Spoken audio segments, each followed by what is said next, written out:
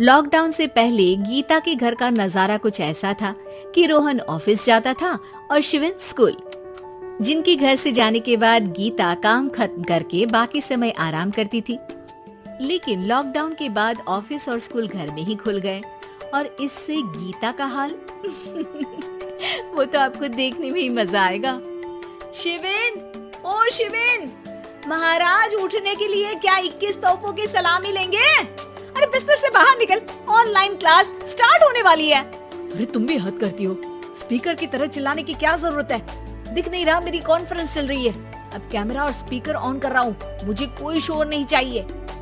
इस पर जैसे ही रोहन लैपटॉप का कैमरा और स्पीकर ऑन करता है तभी कुकर की सीटी बजती है। करा लो अब इसे चुप। लॉकडाउन नहीं हुआ, मेरी मौत का फरमान जारी हो गया। दोनों बाप बेटे ने नाक में दम किया हुआ है। ऐसा बोलकर गीता वहाँ से शिवेन के कमरे में पहुँच जाती है, जहाँ शिवेन अभी भी सो रहा होता है। ओ आलसी, अब अगर 5 मिनट में नहीं उठाना तो आज तेरा गेम और यूट्यूब कैंसिल। माँ की बात सुनकर शिवेन बिना 1 मिनट गंवाए उठ खड़ा होता है। उठ गया, अभी नहाकर भी आता हूँ। ये नाटक कहीं और, मुंह पर गीला कपड़ा मार और पढ़ने बैठ। शिवेन की ऑनलाइन क्लास स्टार्ट हो जाती है, जिस पर गीता उसे वहां बिठाकर रसोई में चली जाती है। थोड़ी देर में उसे कमरे से कुछ आवाज सुनाई देती है, जिसे सुनकर वो कमरे में वापस आती है। हाय राम, तुझे क्लास अटेंड करने के लिए बोला था, कैमरा ऑफ करके बिस्तर पर नाचने के लिए नहीं बोला था। मम्मी मुझे कुछ समझ नहीं आ रहा, आप बाद में पढ़ा देना ना, वैसे भी अटेंडेंस तो लगी गई है। हाँ हाँ बेटा, जरूर बन जा, तू अभी से हम सबका बाप बन जा। अरे नहीं मतलब कहाँ से लाते हो इतना दिमाग, और पढ़ाई करते हुए ये चला कहाँ जाता है?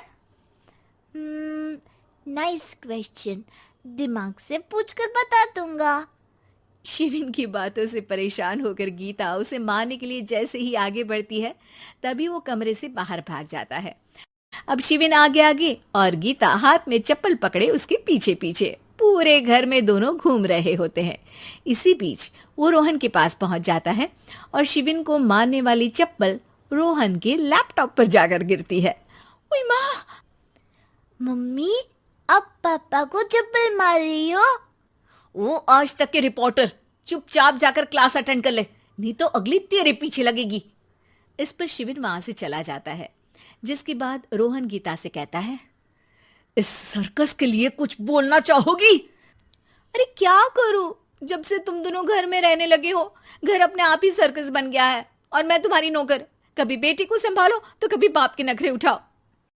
इन्हीं सब उथल पुथल में दिन बीतते रहते हैं, जिसमें हर रोज घर के अंदर कुछ नया सियप्पा खड़ा मिलता है, जो ज्यादातर शिवेन और रोहन की ऑनलाइन स्कूल और ऑफिस से रिलेटेड ही होता है। एक सुबह, शिवेन चल उठ, आज की क्लास जल्दी है। कैमरा ऑफ करके आप अटेंड कर लो। अरे ऐसे छित्तर पड़ेंगे, दादी नानी सब एक साथ याद आ जाएंगी। गीता की लाख मशक्कतों के बाद क्लास तो खत्म हो जाती है, लेकिन उसके बाद शिवेन फोन इस्तेमाल करते हुए इंस्टाग्राम रील बनाने लगता है। रसोड़े में कौन था? तुम थी, मैं थी, कौन था? कौन था? हाँ, मैं गरीब हूँ। अरे ओ गरीब के बेटे, आजा, मैं बनाती हूँ तुझे गरीब। मैं बताती हूँ रसोड़े में कौन था। पढ़ाई करने बोलो तो इनकी माँ मर जाती है, और ये पागलपंतियां जितनी मर्जी करा लो। गीता शिवेन को डांट रही होती है, तभी रोहन बीच में बोल पड़ता है। अरे बच्चा ही तो है, इतना गुस्सा क्यों कर रही हो? बेटे का साथ देने की इसी एक कोशिश में अब शिवेन के साथ साथ रोहन भी गीता के गुस्से की सूली पर चढ़ जाता है। अगर बेटे पर इतना ही प्यार आ रहा है तो इसे क्लास अटेंड क्यों नहीं कराते, इसका होमवर्क क्यों नहीं कराते? उस समय तो बहुत जल्दी मीटिंग आ जाती है, वो काम मैं करूं और यहाँ इस बेफिजुली की चीज में तरफदारी करके बन जाओ महान। हे भगवान, कोई तो इनके ऑफिस और स्कूल खुलवाओ, मैं इन्हें और घर में नहीं सह सकती। अरे कुछ और मांग लेती, क्योंकि तुम्हारी ये विश इस साल तो पूरी होने से रही, कोरोना। हाय नास बेटे ने जिंदगी ही बर्बाद कर दी। खाए कोई पचाए कोई, कल मुझे चुन चुन कर सबको मेरी बद्दुआ लगेगी। उन्होंने दुनिया का और इन बाप बेटे दोनों ने मेरा जीना मुश्किल कर दिया। गीता वहां से चली जाती है, जिसके बाद रोहन शिवेन से कहता है, अरे तुम्हारी मम्मी इतनी भड़की हुई क्यों है? आपकी वजह से पूरा समय घर में रहते हो और उस पर कोई काम कराने की जगह बस ऑर्डर देते रहते हो। अच्छा बेटे, सारा इल्जाम मुझ पर? पूरा दिन तो वो तुम पर ही चिल्लाती है। हाँ, मतलब दोनों का 50-50 है, कुछ करना पड़ेगा। वो कहते ना, make the best out of worst. I have an idea.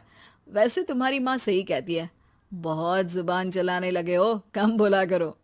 अगली सुबह रोहन और शिविन अपनी गलती को सुधारने के लिए गीता के उठने से पहले घर का आधा काम खत्म कर देते हैं, जिसे देखकर गीता खुश हो जाती है और फिर बाकी बचा काम वो तीनों मिलकर पूरा कर लेते हैं।